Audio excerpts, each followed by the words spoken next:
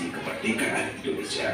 Keterlibatan Laksamana Maida terjadi karena pada saat perurusan teks proklamasi, rumah milik Tadashi Maida menjadi tempat berkumpulnya anggota PPKI, golongan muda, serta beberapa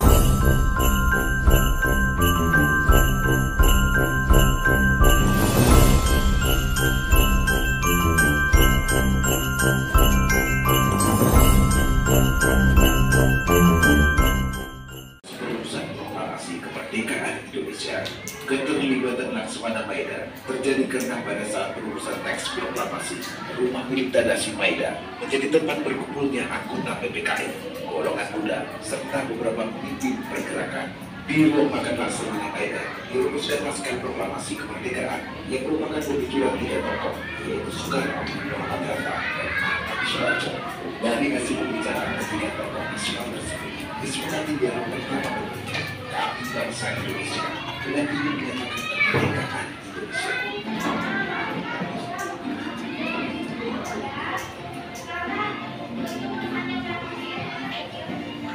Pemirsa, dalam perurusan naskah proklamasi yang semula akan diberi judul Maklumat Kemerdekaan, akhirnya berganti menjadi proklamasi atas saran Ketua Kusuma Suwanto dengan berbagai pertimbangan pokok.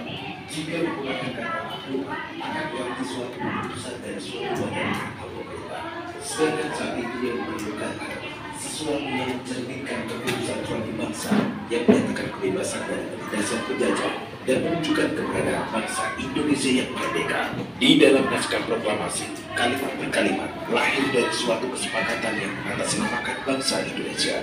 Sebut saja pada kalimat pertama, tertulis jelas, kami bangsa Indonesia dengan ini menyatakan kemerdekaan Indonesia.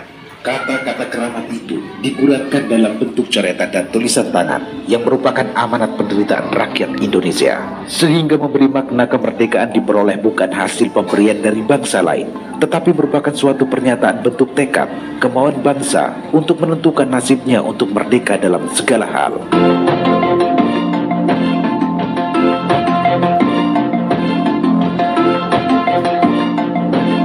Naskah teks proklamasi ditulis tangan oleh Soekarno, lalu Muhammad Hatta dan Ahmad Subarjo yang berperan mendikte isi teks proklamasi tersebut.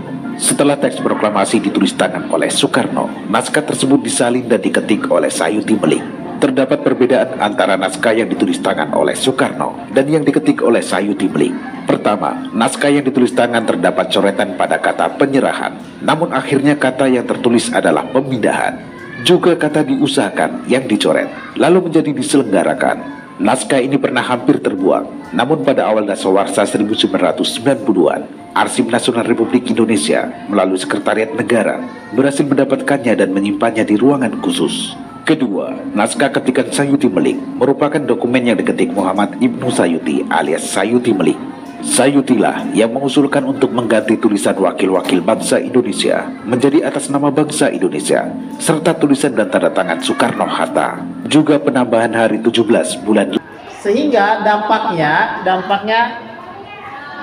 ekonomi kita itu hanya stabil dengan tingkat Asia Tenggara, nggak bisa bersaing dengan orang-orang Eropa atau negara-negara asing atau negara Barat.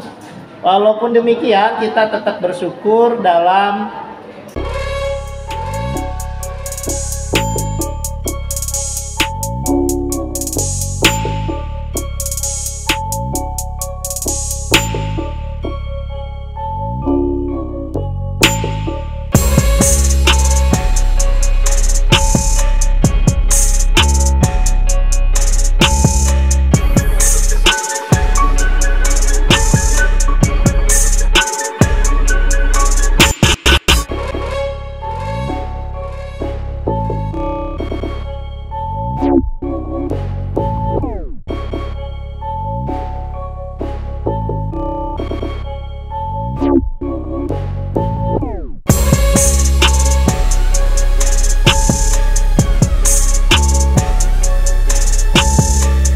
apa? Salam. Kelompok salam. Udah semuanya? Udah. Coba silakan bacakan soal sama jawabannya dari nomor 1 sampai nomor 3 diwakili oleh Dias. Nomor 1. Alasan apa saja 3 tentara Jepang datang ke rumah Insinyur Soekarno? Karena tentara Jepang tidak tidak tega dan kasihan kepada Indonesia yang dijajah terus-menerus. 2. Jelaskan isi teks proklamasi yang berkaitan dengan kehidupan sehari-hari.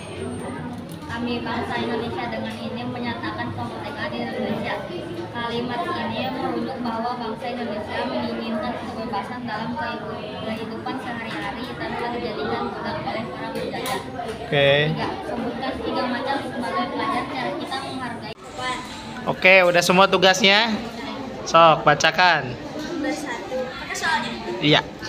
Alasan apa saja 3 tentara Jepang datang ke rumah Insinyur Soekarno untuk melarang Soekarno membacakan teks proklamasi? Oke. 2.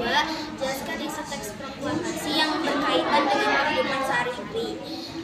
Yang hal-hal yang mengenai perpindahan kekuasaan dan lain-lain diselenggarakan secara sesama, yang artinya dalam kehidupan kita sehari-hari harus apapun bersama-sama dan saling membantu. Oke. Ketiga, sebutkan 3 macam sebagai pelajar cara kita menghargai jasa para pahlawan. 1. Mengikuti upacara dengan sungguh-sungguh. 2. Belajar sejarah tentang pengorbanan para pahlawan.